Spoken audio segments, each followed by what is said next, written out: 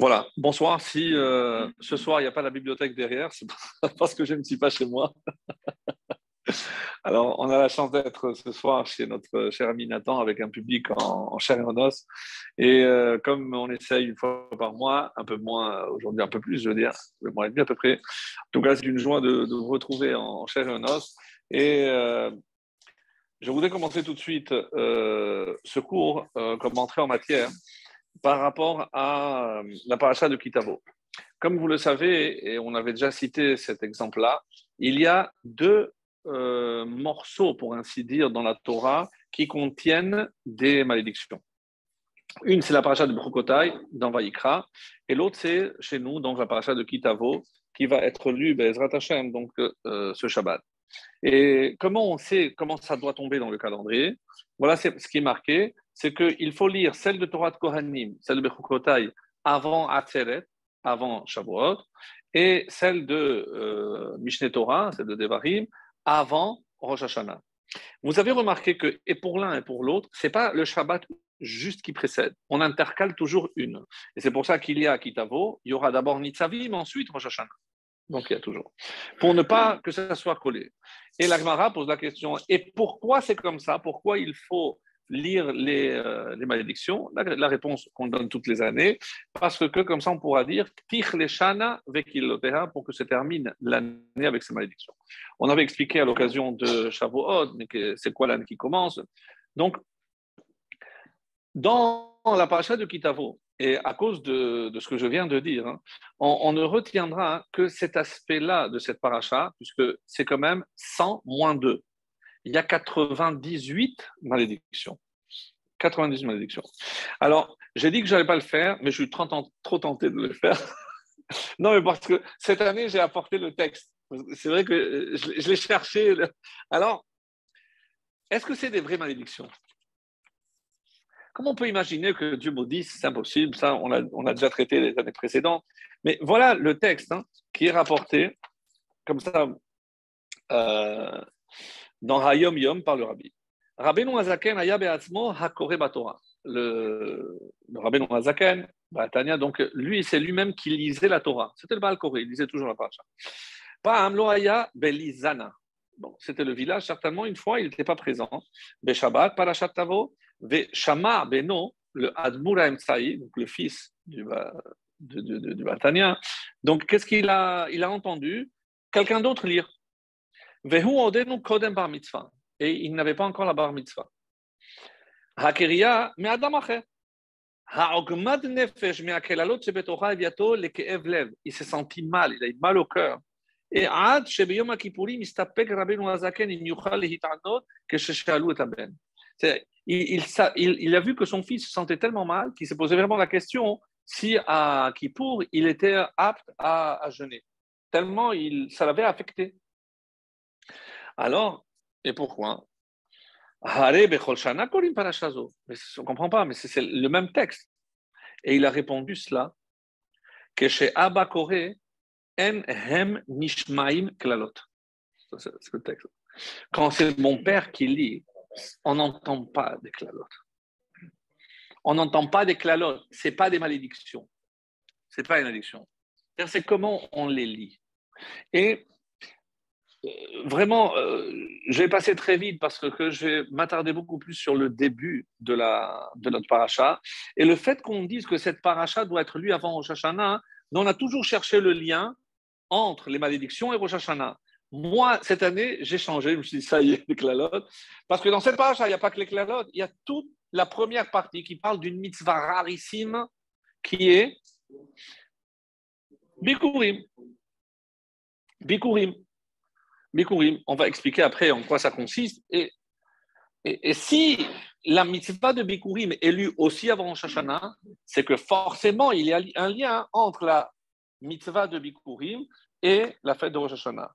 Et pourquoi tous, sans exception, posent la question, mais qu'est-ce qui pressait? Vous savez quand est-ce qu'on pouvait apporter les Bikurim? Uniquement lorsque le temple existait. Qu'est-ce qu'il y avait de pressé maintenant? Qu'est-ce qui pressait? Rien. Est-ce que c'est pour contrebalancer les effets néfastes des malédictions qu'on a parlé d'une mitzvah tellement joyeuse comme le Bikurim? Peut-être. En tout cas, comment je sais que ça ne s'entend pas toujours comme des malédictions? Il y a une preuve dans une Gemara merveilleuse. Vous savez que David Hameler, après l'épisode avec Bathsheba, il s'est fait vraiment penser vertement par le prophète, parce qu'il avait fauté, c'était considéré comme une faute, etc. Et il a dit, attends-toi à un malheur dans ta maison. Tout est clair. Et il y a, dans les psaumes, un psaume qui s'appelle Mizmor les David. Comment je vais le lire? Mizmor les David, Bevorcho mipene Avshalom beno. Lorsque il a fui son fils Avshalom, qu'est-ce qu'il voulait Avshalom? Le tuer. L'Agmara, dans Brachot Zayin 7b, pose la question. Mizmor les David, qu'est-ce que c'est Mizmor? C'est un chant. Mais un père qui se fait poursuivre par son propre fils qui veut le tuer, il fait un chant? Vous comprenez l'aberration? Il est content que son fils cherche à le tuer, je ne comprends pas. C'est incroyable. Incroyable.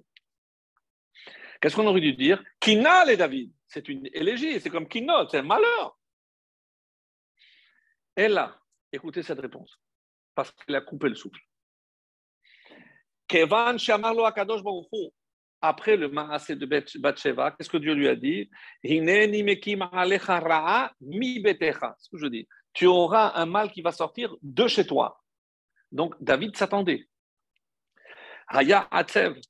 Pourquoi il était triste, David? Il se posait la question. Shema Eved o Mamzer, ou peut-être qu'il va avoir chez lui un esclave ou qu'un de ses fils va être un Mamzer, non. Velo Yachos Alav. Parce que si c'est un esclave qui va chercher à le tuer, l'esclave le tuera. Si c'est un Mamzer, il va aussi le tuer. Parce qu'il n'a aucune pitié. Comme ça, il le dit.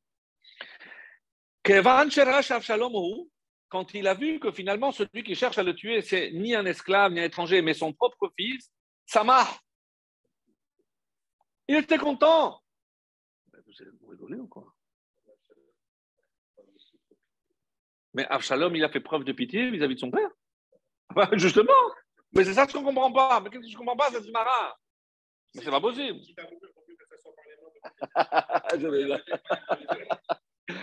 Nathan unique. Écoutez bien. Mishumachi Amar Mizmor. Le fait qu'il ait dit Mizmor, ça veut dire qu'il était joyeux. Et comment on peut être joyeux quand son propre fils veut te tuer? Non, mais sérieux. Réponse d'un commentaire qui s'appelle Yaharot Dvash. Comme son nom l'indique, c'est du miel. Yesh lehavin, au contraire, il faut comprendre que quoi? Avshalom Rodfo ad nafesh. Il l'a poursuivi à mort. Il voulait tuer son père. Venahag bo minhag arzariut, ce qu'il a dit. Mais il s'est montré encore plus cruel que quelqu'un d'autre. Parce qu'en plus, il avait un intérêt. Il voulait le trône. Alors, quoi? C'est pire. Yoter Mikola Abadin. Il a fait preuve de cruauté plus que tous les autres. Alors quoi? Et là, lorsque David a vu que finalement c'est son propre fils qui le poursuit, Amar, il a fait la réflexion suivante. Écoutez bien.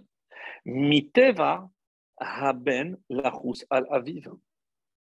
Normalement, d'après la nature, un père, un fils, est incapable de lever la main pour faire du mal à son fils, à son père. D'après la logique, un père, un fils, c'est impossible qu'il fasse du mal à son père. Il a une retenue naturelle, même chez les pires des enfants. Alors, comment expliquer que Avshalom a fait preuve de cruauté au point de tuer son père?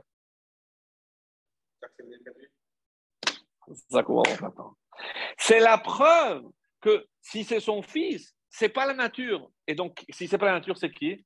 C'est Hachem. Énorme. C'est énorme. Il était content parce que finalement, il a eu la preuve que Ce n'est pas son fils qui voulait faire du mal, c'est Hachem qui a envoyé son fils, parce que ce n'est pas naturel. Et ici aussi qu'Hachem, il est clément, contrairement à la nature. À la nature humaine. Je te termine parce que c'est tellement. Veimiken, mipeat ateva, d'après la nature, lo itachen shebeno rotfo. Ça ne rentre pas dans le cercle, dans l'intellect, qu'un fils puisse poursuivre son père, chasser son père pour le tuer. Alors quoi? Ve'al korchach shehi hashgacha pratit. C'est la preuve que c'était la providence divine. Mibaral hameshalem gemul, celui qui vient prendre son dû, celui qui vient de faire payer les erreurs. Veimken harem ekabel oncho, c'est pour ça qu'il a reçu sa punition. Si je dois mourir des mains de mon fils, eh ben j'accepte, comme je sais que ça vient de toi, Hachem, j'accepte avec joie. Veniftar mehatato velachen char l'Hachem, c'est pour ça qu'il a chanté Hachem.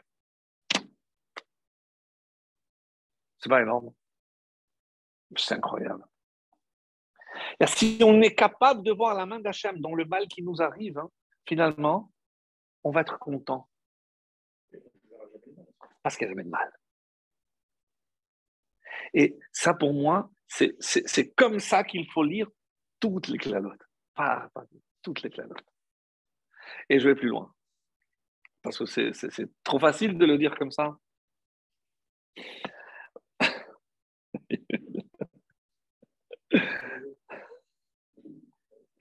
Alors, c'est Mahamar Sheni dans les Prakim. C'est cette fois-ci, je suis allé chercher dans le Kuzari. Le Kuzari. Kuzari, vous savez, c'est celui qui, le roi des Khazars, qui voulait se convertir, il a fait appel, etc. Donc, il a posé des questions très, très, très pertinentes, vraiment d'une profondeur. Il faudrait peut-être qu'un jour, on s'assoit et on médite sur le Kuzari. Voilà ce qui a marqué dans deux chapitres, le 29 et le 44. Alors, écoutez jusqu'à la fin parce que c'est vraiment de l'or en barre. Je lis. Israël beumot kemolev vaevarim. Que représente Israël parmi toutes les nations comme le cœur par rapport à tous les autres organes? C'est le cœur, Israël.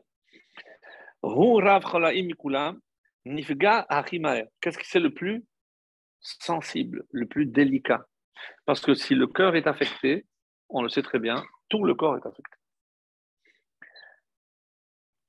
Et on peut considérer qu'il est aussi chiyuni, il est le plus vital. Parce que le cœur s'arrête, même si tout le reste est en bon état, il n'y a rien à faire. Ve'alken, et c'est pour ça que c'est tiré du prophète Amos au chapitre 3.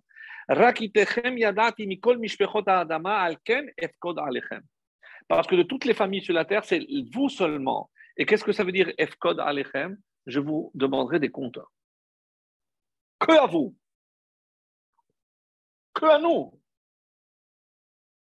Ve'elehem acholaim. Et c'est pour ça que si j'envoie des maladies, c'est à vous que je les envoie. Pourquoi?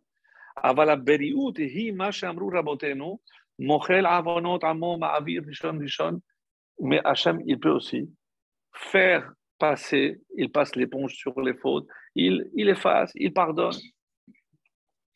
Pourquoi? Parce que Ma'avir Rishon Rishon, il ne veut pas qu'on accumule les fautes. Donc, il veut les effacer. Il ne veut pas qu'on accumule trop de fautes. Alors quoi? Parce que qu'est-ce qui se passerait si on accumulait que des fautes, que des fautes, que des fautes? Ah ben, c'est fini, c'est trop tard. Donc Dieu serait obligé de nous faire disparaître.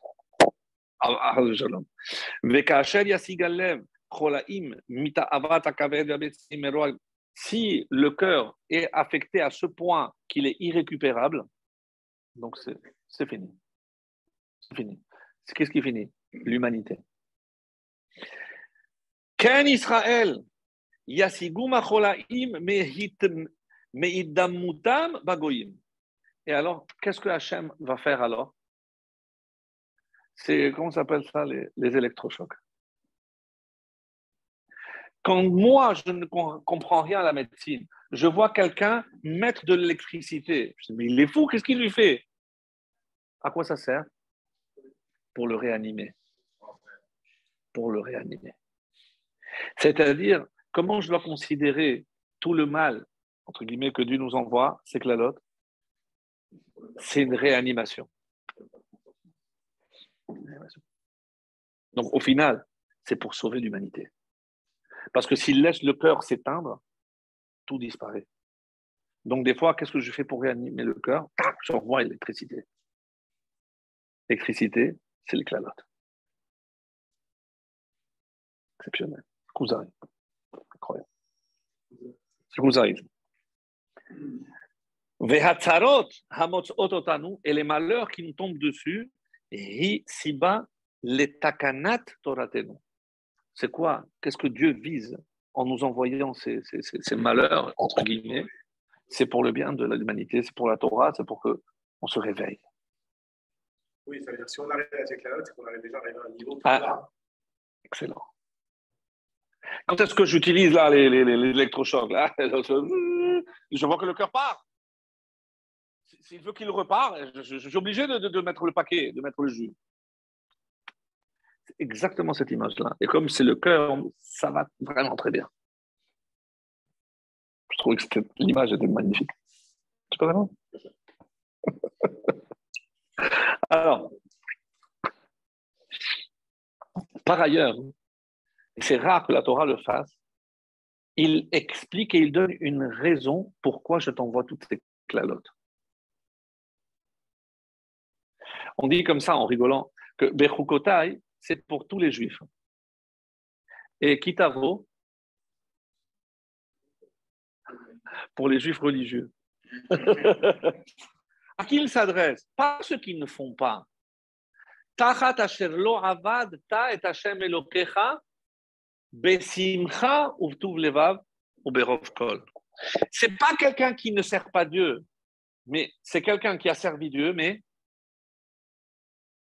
c'est pas la joie. Pas dans la joie. Pas dans la joie. Et le Harizal a révélé, et ça a été transmis par ses élèves, vous savez qu'est-ce qui a permis au Harizal d'atteindre des niveaux que personne d'autre avant lui avait atteint? Des connaissances de la profondeur de la Torah, c'est parce qu'il n'a jamais appliqué un commandement si ce n'était pas dans la joie. La joie qu'il mettait dans ce qu'il faisait lui a procuré. Il est resté que 2 ans à Tzfat. Il n'a pas vécu 20 ans à Tzfat, 2 ans. Et il a donné cette image-là. Je ne l'invente pas. Ah, c'est incroyable.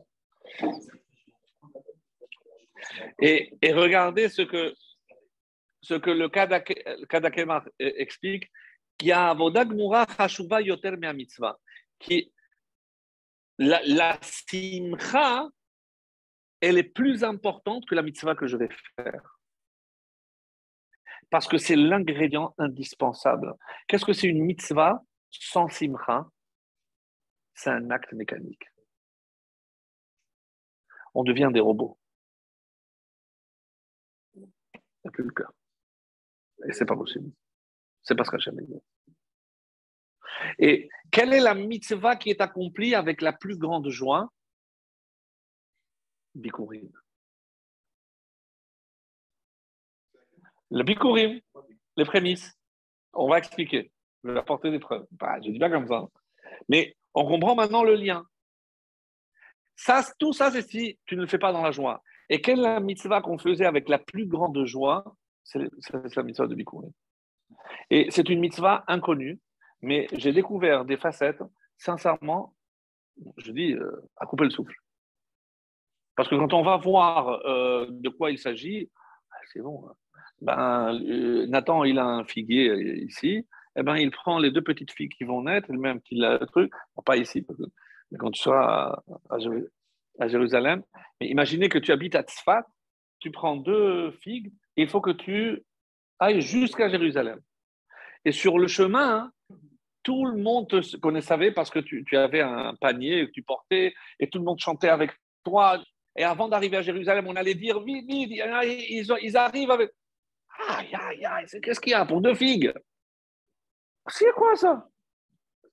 Ah, c'est toi.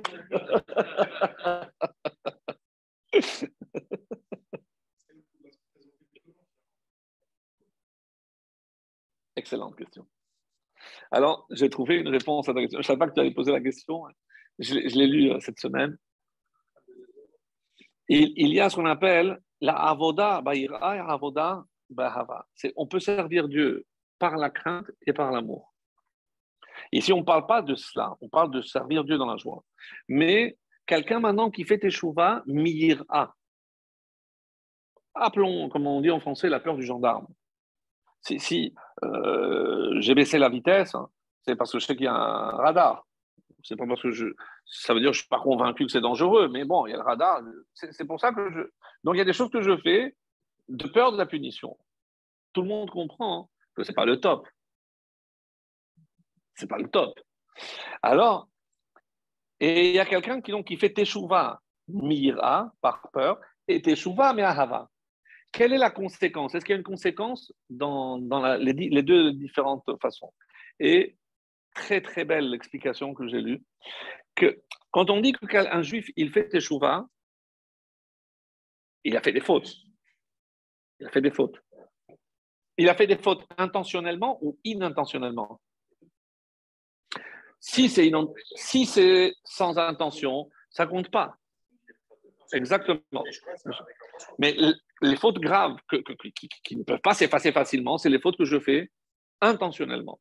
Ça, comment on appelle ça en hébreu? Zadon. Donc, le texte dit zedonot, les zedonot, ce que tu as fait intentionnellement, quand tu fais tes chouvas par crainte, en quoi Dieu les transforme? En shegagot, en faute inintentionnelle. Donc, du coup, mais il y a une faute, mais donc c'est déjà pas mal. Mais maintenant, si je fais teshuva be'ahava, c'est quoi la conséquence? Les donotes deviennent des zrouillotes. Nous, on parle chiffres. Tu as découvert de 10 000, ben, la première, je te mets 0. Tu n'as pas de dette. Mais l'autre, si tu as moins 10 000, plus 10 000, tes dettes deviennent un avoir. Incroyable. Et pourquoi? Mais Ahava. Donc oui, il y a une conséquence quand même importante. Très importante. D'accord? Ça répond à ta question? Ok. Alors, on va commencer.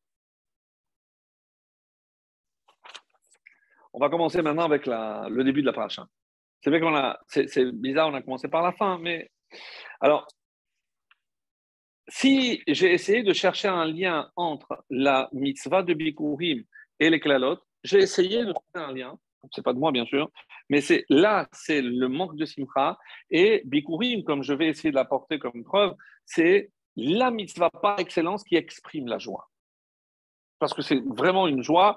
On ne comprend pas pourquoi un tel dam tam tam pour deux figues. D'accord, bon. Et si je parle tellement de figues, c'est parce que Rachi en parle. Et je vais le dire aussi. Et vous allez voir qu'il y a des questions qu'on ne s'est jamais posées et qui sont très pertinentes. Donc, Veaya, qui t'avoue l'arrête? La preuve, c'est que lorsque tu arriveras, seulement lorsque tu seras en Israël, alors quoi? Alors, la carte à Mereshit, Kol Peri Adama. Tu commenceras à prendre le début, les prémices de tous les fruits de la terre. Alors, il faut voir ici Rashi, parce que Mereshit, pas Kol Reshit, chez En Kol Aperot Chayavim Bevikurim. Donc après, bon, il y a l'explication, la Torah orale, mais quoi, tous les fruits? Non. Et c'est quoi alors? Et là, Shivat Aminim Bilvad. C'est les 7, lui, par lesquels la terre d'Israël a été louée. On a fait la louange de l'Israël, donc les 7 fruits. Et donc, comme on parle ici des fruits de l'arbre, donc j'enlève ceux de la terre. Donc, quels sont les fruits concernés? Ben, les dattes, la grenade, la figue, la grenade. Et les olives, bien sûr. Et après, Rashi explique pourquoi, parce qu'il y a ce qu'on appelle une gezerah shava, donc analogie de termes. Ici, il y a marqué Eretz, et dans le passage qui dit Eretz, Zet Shemen Udvash, donc Eretz Chitaus Ora, donc là-bas, on apprend l'analogie, ce qu'on appelle en hébreu gezerah shava. Il y a par analogie, j'apprends ce qu'il y a ici. Et ici, donc, si on parle des 7 fruits, alors ici aussi. Très bien. Après, je continue. Mereshit, tu dois prendre du début. Une des questions que posent les commentaires, rappelez-vous, on avait donné, j'en avais parlé la semaine dernière, est-ce que Dorshim Smuchim ou non? Est-ce que je dois toujours interpréter lorsqu'il y a des termes, ou des thèmes plutôt, qui sont juxtaposés? Pourquoi la Torah juxtapose tel thème avec un autre thème qui apparemment n'ont pas de lien? Alors il y a deux avis tranchés dans la Gemara. Il y en a qui disent non, il n'y a pas besoin de faire des interprétations parce que c'est Hachem, il a voulu comme ça, il ne faut pas forcément dire qu'il y a un lien. Mais même cet avis-là qui dit qu'il n'y a pas de lien, dans le livre de Devarim, ils disent oui.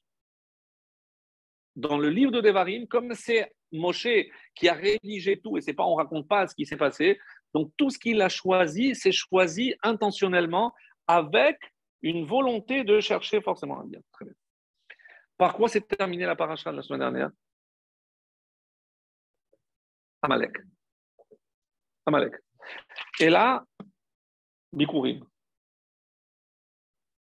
Vous voyez un lien, vous? Apparemment, il n'y en a pas. Sauf que, quand vous regardez le premier Rashi de la Torah, Bereshit bara Elokim, qu'est-ce qu'il dit? Bishvil Reshit. C'est pour Reshit que Dieu a créé le monde. Et il donne là-bas deux exemples de ceux qui ont été Reshit. La Torah, Reshit Roma, et Israël. Donc le monde a été créé pour la Torah et pour Israël. Mais Rachid n'a pas tout rapporté. Parce qu'il y a d'autres choses qui sont appelées aussi Reshit, Bikurim, Reshit, on vient de le lire dans le Passouk, et il y a aussi les Maasrot, et il y a aussi la Chala. Reshit, Asidotera, c'est le début de ta pâte. Donc tout est appelé Reshit. Mais il y a aussi quelqu'un d'autre qui est appelé Reshit. Reshit Goyim, qui Amalek. Reshit Goyim, Amalek, le début des nations. Amalek est appelé Reshit. Alors, qu'est-ce que la Torah vient nous enseigner ici? Ou Moshe, pour ça je dis il vient, c'est Moshe qui a mis, c'est que seule une mitzvah qui est appelée Reshit peut venir à bout d'un ennemi qui lui a aussi appelé Reshit. Par la mitzvah de Bikurim, je peux mettre Amalek KO. Je reviens à mes deux petites figues. Quoi? Pour Amalek. Contre Amalek, quoi? Juste Bikurim? Ah. On va essayer, parce que pour l'instant, très sincèrement, on ne comprend pas véritablement qu'est-ce qu'elle a de particulier, cette mitzvah. Mais ça va très très loin. Vous savez qu'il est dit que Moshe, il a vu que le temple allait être détruit, puisque Dieu lui a montré tout. Et quand il a vu que le temple allait être détruit, il a dit, oulala, comment on va remplacer les bikurim? Et Korban Ola, Korban Toda, et la Ketoret, que Bikurim est soucieux de remplacer Bikurim? Incompréhensible. Et vous savez par quoi il a remplacé? C'est encore pire, parce que là, par les trois filotes. Hein? Mais on a toujours dit que c'était Abraham, Israël et Jacob. Alors c'est encore plus incompréhensible. C'est que des fois, on apporte des réponses et c'est encore pire, parce qu'on ne répond pas. Je ne comprends pas. Je ne comprends pas. Vous avez une idée ou je continue? C'est puissant. Le seul souci de Moshe, quand il a vu que le temple allait être détruit, c'est par quoi je remplace Bikurim. Enfin, c'est quoi cette mitzvah alors qu'on n'a rien compris? Que quand le temple existe. Généralement, c'était à quand? Shavuot. Bravo. Pour ça, on dit Chag à Bikurim. Shavuot.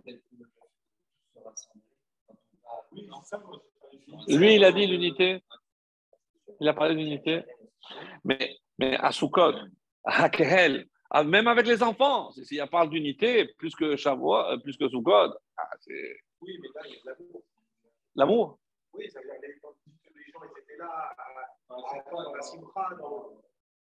Et il y a simcha, bet ha-shoeva, chag, vesamarta bechagecha. Si tu me cherches, je te dis, Sukkot, c'est plus encore. Il y a autre chose.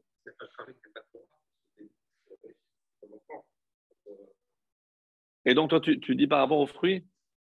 Ça va faire la différence de figues? Non, je sais pas. J'ai rien contre la figue. Tout, tout. Je vais aller plus loin. Quelqu'un qui voulait vraiment faire un cadeau dans le temps, parce que ces deux figues, il les a portées pour le temps, c'est un pour lui. Mais j'ai dit, bon, au Hachem, cette année, j'ai gagné, top. Je vais apporter 20 euros.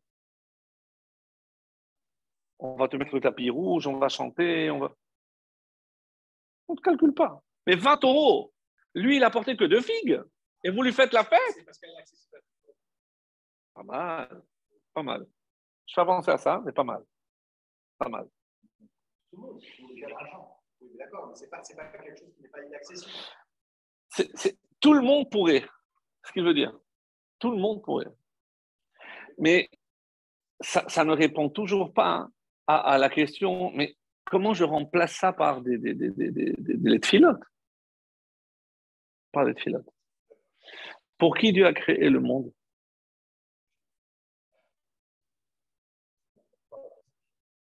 Quel jour de la création l'homme a été créé? Sixième. Donc, que ce soit Tishri ou Nissan, je ne rentre pas dans la discussion, mais donc c'était quoi? Le vendredi. Un vendredi. Un vendredi. Quand Dieu a pris la poussière, etc., la première heure, etc., 10e heure, il a fauté. Et il a été jugé. Donc, il a fauté quand? Quel jour? C'est quelle date? Premier Tishri. Donc, c'est quand? Rosh Hashanah. Et qu'est-ce qui s'est passé? Il a été jugé à Rosh Hashanah. Du coup, Dieu a dit à Adam, puisque toi, tu as été jugé à Rosh Hashanah, tous tes descendants seront jugés à Rosh Hashanah. Donc, pour qui Dieu a créé le monde? Pour l'homme. C'est pour ça qu'il arrive le dernier. Parce qu'il fallait que tout soit prêt. Toute la création, moi je peux dire, Bishvili Nivra Olam. Dieu a créé le monde, le cosmos, les étoiles, pour moi. Jusque-là, ça va? Le monde a été créé pour l'homme. Et l'homme, pourquoi a-t-il été créé? C'est une bonne question. Hein?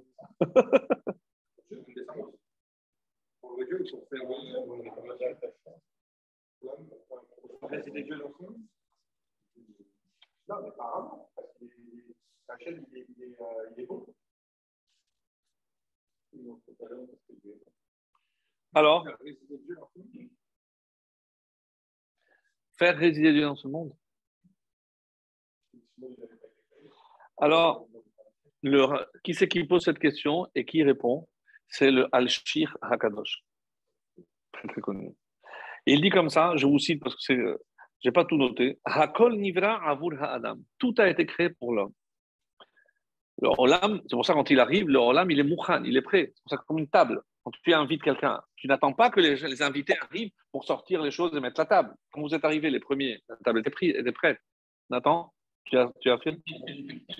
C'est pas Nathan, c'est sa femme. Nathan, il ne sait même pas ce qui se passe ici. Mais tu sais que tous ceux qui nous suivent le cours, tout le monde, mais qui c'est ce Nathan? La prochaine fois, on met la photo. Alors, et il pose la question. Bon, c'est pas de moi. Il dit, le monde a été créé pour l'homme. Et l'homme, ouvrez grand les oreilles. Sheyakir Tova la Kadosh Baruch Hu.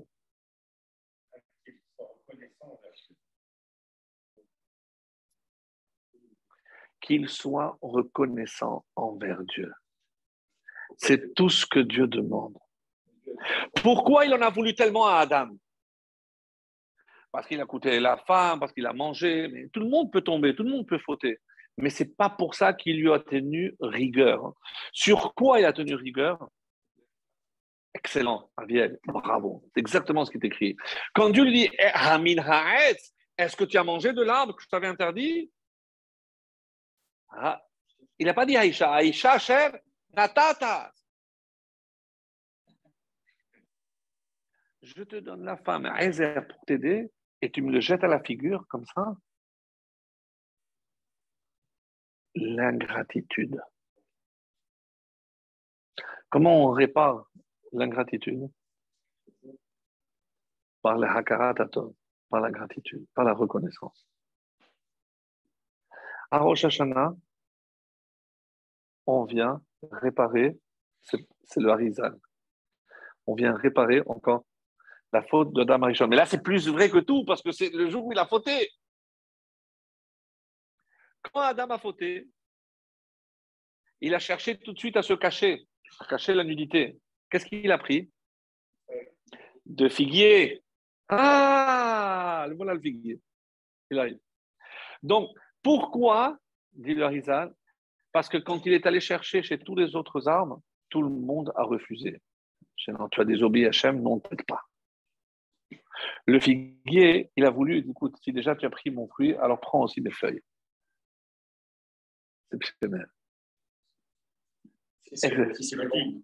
Si c'est la figue, c'est la figue. Non, pour les Tunisiens, c'est sûr, il n'y a pas de doute. Pour chacun, la bocha c'est bon. Bon, nous, on a le harak, mahya. Parmi tout ce qui a été dit, des choses qu'il ne faut pas faire à Rosh Hashanah, dormir. On peut se mettre en colère. C'est marqué?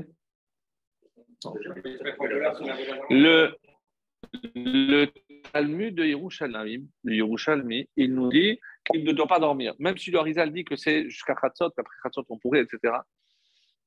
Regardez ce qu'il va dire. Je vais lire maintenant que j'ai fait l'introduction, je vais lire Rashi et vous allez voir ce que Rashi est en train de dire sans le dire. Écoutez bien. On a dit Mereshit. Adam yored letor sadehu. Adam, un homme. C'est bizarre. D'habitude, on dit Ish ou un Roé ou un. Mais s'il a un terrain, il a un champ, généralement il est marié. Veroete ena shekbara. Il a vu une figue qui a mûri. Korech aleha gemi. Il met un fil autour, les simman, pour les marquer. Veomer hareze bikurim. D'où il tire ça? De le traité Bikurim, page 3a. Le Harizal ne se contente pas de lire Rashi. Il dit pourquoi il dit Adam? Nous, on dit un homme. Bien sûr que non. Rashi et la Gemara ici, on parle de Adam Arishon.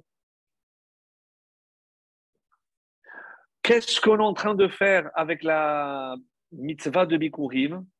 On vient remercier Hachem, pourquoi?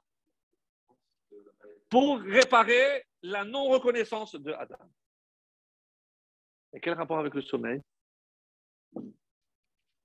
Quand le serpent est venu séduire Chava, le Zohar demande mais où était Adam? Quand c'était Rosh Hashanah, et c'était la 10e heure qu'il a fauté, donc il a dormi à cette heure-là. C'est pour ça que d'après le Harizal, après la 12e heure, il peut dormir. Mais là, il a fauté. Pourquoi? Parce qu'il a dormi. Donc, comment tu répares? Par la reconnaissance, par la gratitude et en ne dormant pas. C'est magnifique.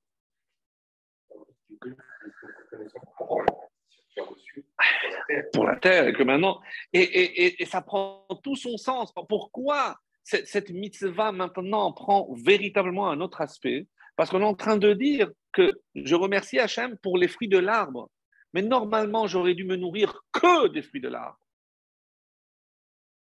Si je n'avais pas fauté, il n'y aurait que des fruits de l'arbre. Donc, par Bikurim, je répare la faute de Adam. Mais pas parce que je mange des figues, je ne mange pas de figues. À la limite, je peux dire, il y a la grenade à table. Bon, un symbole, parce qu'il fallait un des 7, imaginons. Mais c'est par la gratitude. Et tellement, les Chachamim iront loin en disant que celui qui est Kafoui Tova, celui qui est ingrat, c'est comme s'il était kofer bakadosh baruch hu, comme s'il niait Kadosh baruch hu.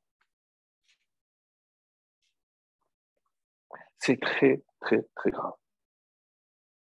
Et un des aspects très méconnus de la mitzvah de Bikurim, c'est qu'il apportait et il lisait un texte.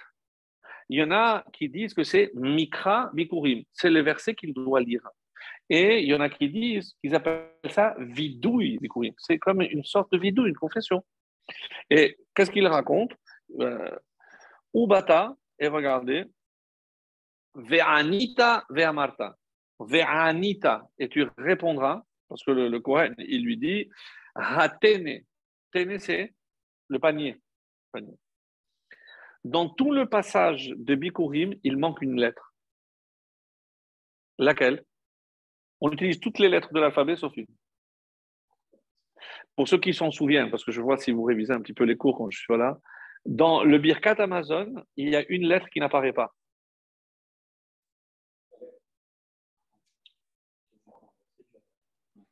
C'est dur? Non, je l'avais dit. Il y a 4 ans, je l'avais dit.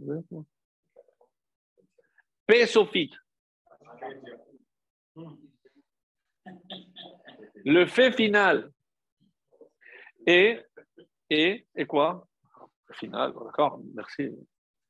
Et il y a une garantie que celui qui dit le Birkat Amazon dans la joie, parce que qu'est-ce qu'on est en train de faire? On remercie Hachem. Eh bien, pourquoi il y a la paix sophite? Parce que Dieu nous sauve de tout ce qui se termine par le paix final. Et là-bas, il donne une liste. Af, la colère, Ketzef, la colère divine, c'est tout ce qui se termine par paix final dans les malédictions, vous chercherez. Celui qui fait Birkat Amazon dans la joie, Dieu le sauve de tout. Il y a un texte magnifique qui dit les malachim sont allés voir Hachem. Je dis Hachem, il y a quelque chose qui ne va pas. Qu'est-ce qui se passe? Il a dit écoute, avec tout le respect qu'on te doit, mais qu'est-ce qui a marqué El Gadol Venora Loïsa Panim Veloïkah Shochan. Donc, il ne va pas faire des faveurs à personne et il ne va pas être corrompu. Mais ça ne va pas. Pourquoi? Qu'est-ce qui se passe? Parce qu'il y a marqué Issa Hashem Panav Elecha Vichuneka. Tu as dit que tu n'es pas Issa Panim et aux Juifs, tu lèves, tu regardes favorablement Vichuneka et tu leur apportes du bien, de la grâce. Ça ne colle pas. Vous savez ce qu'il répond, le bon Dieu? Bon, il a du répondant. Bon, qu'est-ce qu'il répond? Mais comment vous voulez que je ne sois pas favorable à ce peuple? Pourquoi non? Parce que, regardez, qu'est-ce que je leur ai dit? Ve'achalta, ve'savarta ou ve'rarta. Quand est-ce que tu dois me remercier? La bracha finale. Ve'savarta, lorsque tu es rassasié. Et à partir de quand les Juifs font Birkat Amazon? En principe, lorsque je me lave les mains, j'ai l'intention de manger kabetza, 200 et quelques grammes. Et si je n'ai mangé que kazaït, ça veut dire 30 grammes, je dois faire Birkat Amazon. Quelqu'un peut affirmer qu'avec 30 grammes de pain, il est rassasié? Ça ne s'entend pas. Je me regarde ces Juifs. Que même lorsqu'ils ne sont pas rassasiés, ils me remercient. Tu veux que je ne leur sois pas favorable? 30 grammes, oui. Alors, encore une fois, la notion de remerciement. Oui, c'est vrai. Alors, regardez le texte. Ve'anita ve'amarta. Tu répondras à ce Kohen et tu diras, qu'est-ce que tu dis? Dites-moi où vous avez déjà entendu ce qui suit. Arami oved avi, vayered mitzrayma, vayagor sham bimtemeat, vayisham. C'est tout le déroulé de Pessah, c'est tout ce qu'il raconte ici. Et qu'est-ce qu'il y a? Et chaque fois, on apporte Arami oved avi et après, on apporte des psukim. Vayered mitzrayma, anus al piadibo, et après. Je ne comprends pas. La Haggadah, elle raconte la sortie d'Égypte. D'où j'aurais dû prendre normalement les psukim? Ben de Shemot. Et d'où je les prends? D'ici. Et j'apporte des preuves à l'appui, des versets de. Mais c'est quoi le squelette de la Haggadah? C'est ce texte-là. Mais c'est incompréhensible. Quel est le lien entre Bikurim et Pessah? Ça, c'est vraiment incompréhensible. Et tellement qu'on dit, pourquoi qu'est-ce que c'est Ve'anita? Parce que comment on appelle la matzah? Lechem oni. Chez onim, c'est un pain sur lequel on répond. Et ici, qu'est-ce que le mot? Ve'anu ve'amelu. Vanisar Hashem notenu, va'yedonenu, ve'amalenu, ve'tlahatsenu. Toute la Haggadah en concentré. de Bikurim. Quel rapport? Quel rapport? Détail croustillant s'il y en est. Une fois qu'il a terminé de dire tout ce texte, il s'autorise à demander pour lui, pour le Ham Israël et pour la terre d'Israël. Comme ça que c'est rapporté. Pour lui et sa famille, tout ce qu'il veut. Une fois qu'il a terminé de dire ça, il peut demander. Et qu'est-ce qui se passait? Ça, j'ai découvert. Il y a une batte colle qui sort, que tu aies le mérite de faire la même chose l'année prochaine. C'est pas le Cohen qui lui dit. Une batte colle sort. Attendez, mais tout ça pour les 2 figues qu'il a apportées?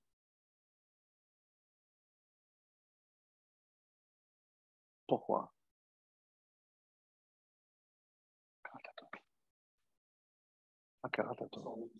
C'est, si je reprends le texte du Al-Shir, on est là que pour remercier Hachem. Par quoi se termine, quel paragraphe connu se termine la Haggadah? Une fois que j'ai terminé tout ça, tout expliqué. Non, pas la fin, ça c'est le surplus. Avant juste la bracha.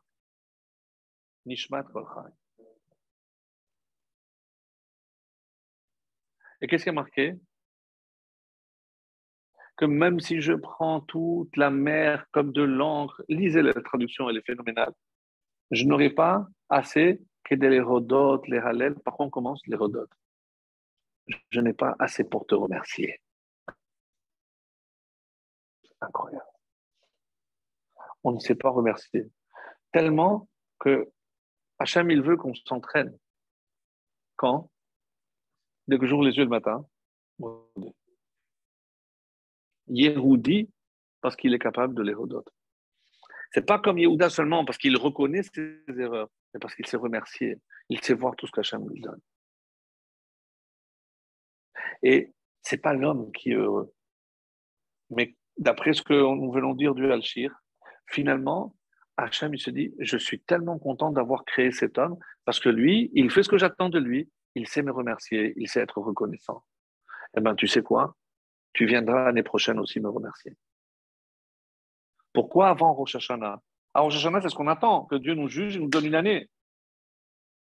Et quoi, pour cette mitzvah, on mérite d'avoir une année, ça veut dire qu'on va vivre encore un an. C'est incroyable. Et tout ça parce qu'on s'est remercié. C'est un vrai jour. C'est un vrai jour. La satisfaction de voir, mais je t'assure, c'est pas facile. Parce que, est-ce que nous, on serait tenté de remercier Hachem? J'ai un figuier, c'est normal qu'il donne des figues. J'ai une femme, c'est normal qu'elle donne des enfants. Tu comprends que c'est pas aussi.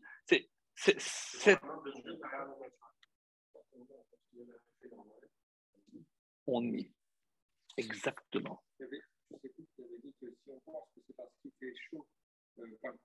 Que c'est la temps de pluie qu'il pleut, il est couvert. Alors, j'ai commencé avec le Birkat Amazon, je reviens maintenant à Bikurim. Il y a une lettre qui n'apparaît pas. Quelqu'un qu'on n'aime pas beaucoup.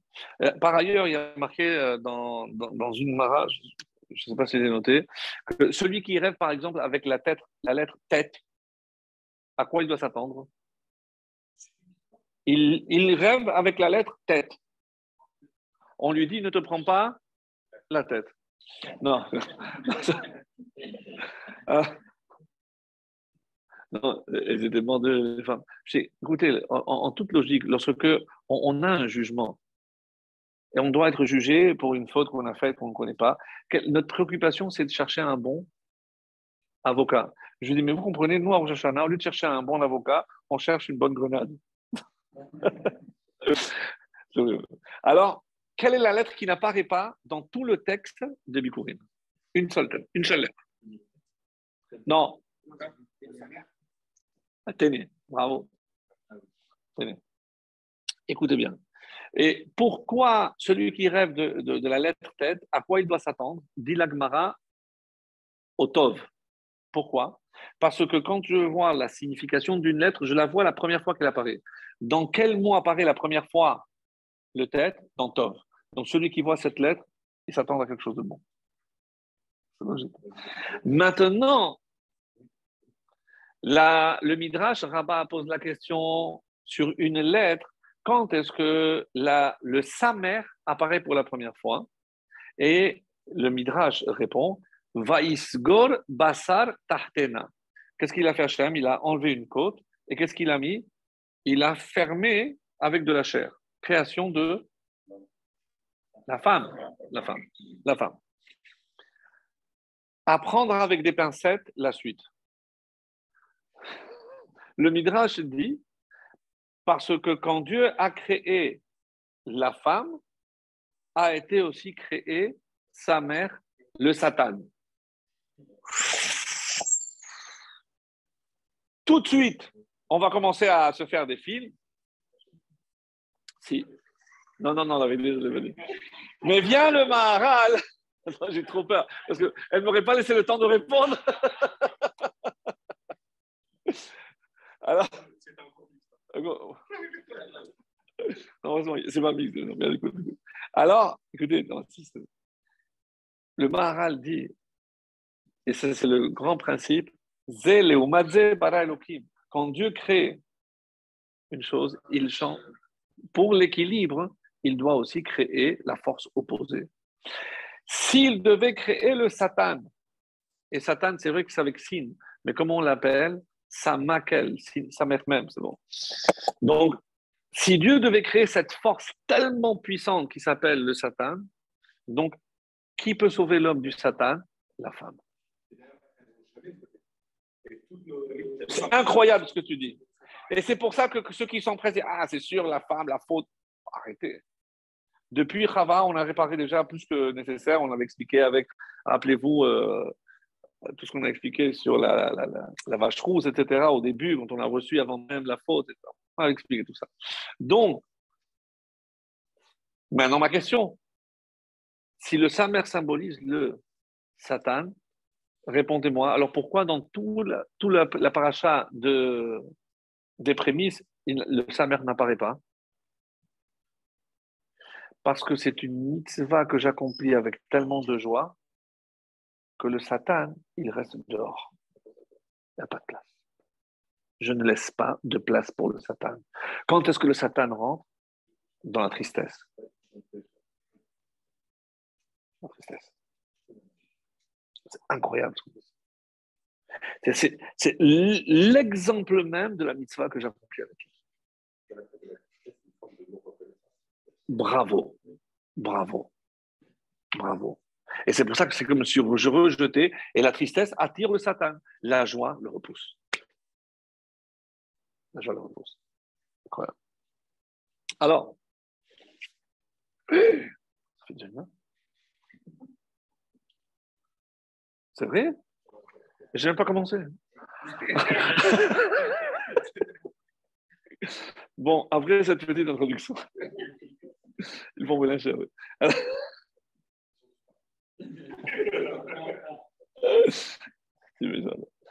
Donc maintenant, on a parlé tout à l'heure d'Amalek. Et quels sont les 3 mitzvot que je dois faire en rentrant en Israël?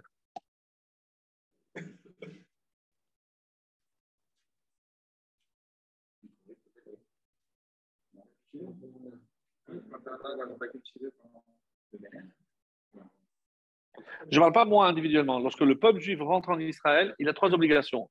Nommer un roi, excellent. Nommer un roi. Limchot et Zecher Amalek, effacer Amalek et construire le temple. C'est marqué dans Rambam, c'est marqué dans l'Halakha. C'est les 3 obligations du peuple juif dès qu'il s'installe en Israël. Et là, écoutez bien, c'est le Sfat Emet qui dit regardez comment je trouve une allusion à chacune de ces obligations dans les parachiotes. Dans Shoftim, nomination de roi. Dans Kitetse, on vient de le dire à la fin, effacer Amalek. Qu'est-ce qui manque? Le temple. Quel rapport? Bikurim, parce qu'il n'y a que quand le temple.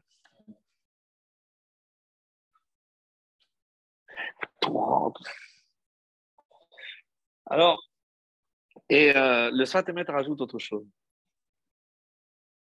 Il y a une autre obligation, mais qui n'incombe pas à Israël, mais à Dieu. Une fois qu'on aura tout ça en Israël, qu'est-ce que Hachem est censé faire? Mekabetz nidre amo Israël. Il doit ramener tous les exilés. Et quelle est la paracha qui suit après Kitavo? Nitzavim. Qu'est-ce qui a marqué? Veshav vekibetzcha mikol ha'amim. Dans l'ordre. Dans l'ordre. Ces parachiotes parlent de la reconstruction du temple, de la nomination d'un roi, la mitzvah d'effacer Amalek et le rassemblement des exilés, dans l'ordre. Et tout ça, c'est le mois de Elul, avant Rosh Hashanah. C'est les 4 parachiotes qu'on lit le mois d'Elul. Oui, non, mais le roi, c'est le premier. Parce que c'est le roi qui aura pour mission d'effacer Amalek. Exactement. Alors,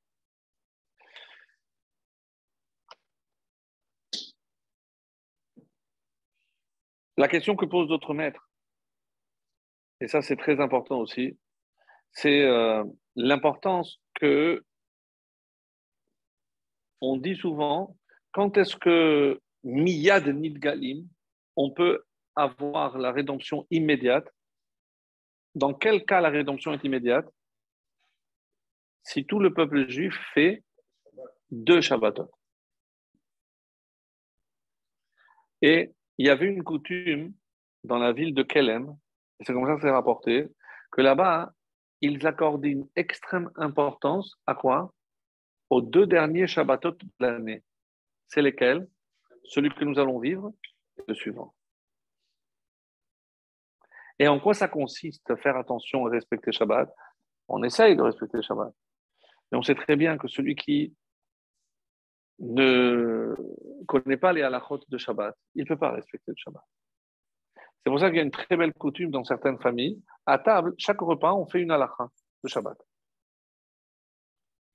Aujourd'hui, Baruch Hashem, il y a même des livres en français. C'est une coutume extraordinaire. Et imaginez, chaque Shabbat, c'est à 3 repas, 3, même 2 halakhot. J'en fais, hein. Il y a de quoi faire. Il y a de quoi faire. Ça, on dit comme ça, faire attention. Alors,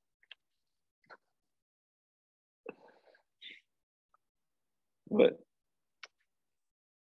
Le Harizal nous dit, regardez, je vais vous lire maintenant la suite de Rashi. Écoutez-moi. Ah oui, pardon, j'allais oublier ça.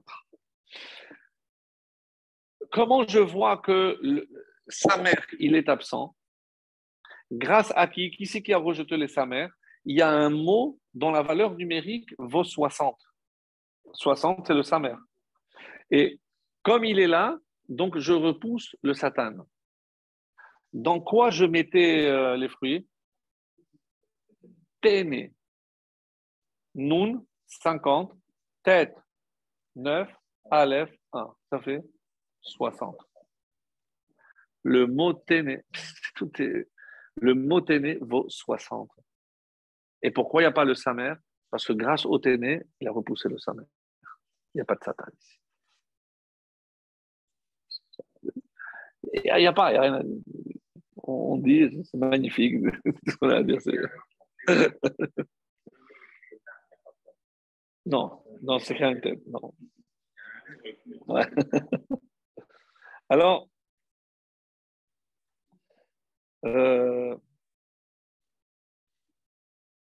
donc je suis en train de chercher l'autre verset. Ça, je viens de le dire.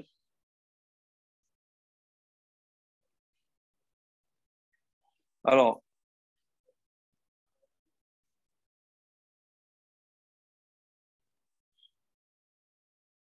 le Harizal nous dit que lorsqu'on regarde Rashi, j'ai cité Adam Yored Betor Sadehu, donc je l'ai retrouvé, les Tor Sadehu Vero et Ena. En fait, il n'a pas apporté tout le texte.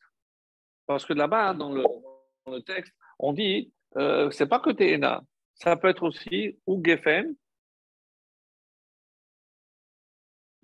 aussi, et Rimon. Comme ça, il dit. Geffen ou Rimon. Le Harizal nous dit, pourquoi on a pris ces trois exemples? Dans quel contexte on a vu des raisins, des figues et des grenades? Excellent, excellent. Même fatigué, il est à 100%.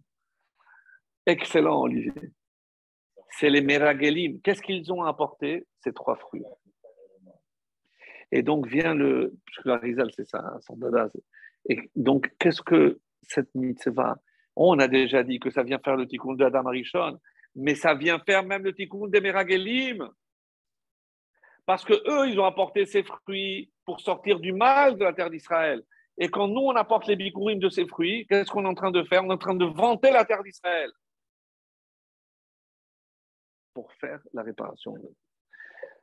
C'est les fautes qui nous pendent encore au nez. Donc la faute de Adam, et c'est la faute de Meraglim. Comme ça, il dit, les chaper al-hadiba, et qu'est-ce qu'ils ont apporté? Ces fruits pour parler du mal.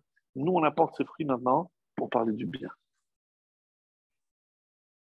C'est ce que je cherchais depuis tout à l'heure. Alors,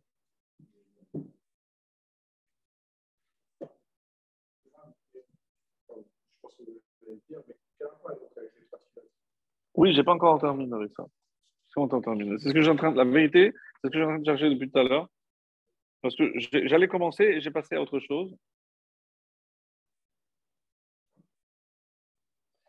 Alors, oui, oui, bravo. Je l'avais marqué ici. Ah oui. Non, parce que d'où on apprend que la préoccupation de Moshe était de remplacer par ces trois tfilotes. Parce qu'il dit comme ça, Bo'u nishtachave venichra vena'avdat Hashem. Trois verbes. Nishtachave, on se prosterne. Nichrea, donc s'incliner. Vena'avda, et on va servir Hashem. On dit pourquoi trois? C'est pour les trois tfilotes. C'est Moshe, c'est dans la suite. Parce que je crois, c'est un peu ça. C'est pas dans cette paracha? Tu n'as pas lu? Si, si, il me semble que c'est dans la suite. J'ai pas marqué. J'ai pas marqué. Oui, oui, oui, je pense que c'est la suite. Bon, on cherche, de toute façon. En tout cas, c'est la preuve qui t'a porté. Donc, du coup, qu'est-ce que c'est les trois tfilotes? C'est quoi les trois tfilotes? La tefila par excellence. Par quoi on commence? Hachem, c'est Fatah et Tiftar, ou fi Yagid, Teilatecha, ta louange. Et c'est quoi la louange? La Hamida. La Hamida. Pourquoi j'ouvre la bouche? Comme dit le psaume, Yimalefi Teilatecha, que ma bouche se remplisse de ta louange. Et il n'existe pas de plus belle louange que la tfila. Donc, on a appris, je vais être obligé de conclure, que si véritablement on sait remercier pour des petites choses, puisqu'on a dit que mais on se rend compte que c'est l'une des finalités de l'homme, c'est faire la louange d'Hachem, c'est apprendre à le remercier pour tout ce qu'il nous a donné.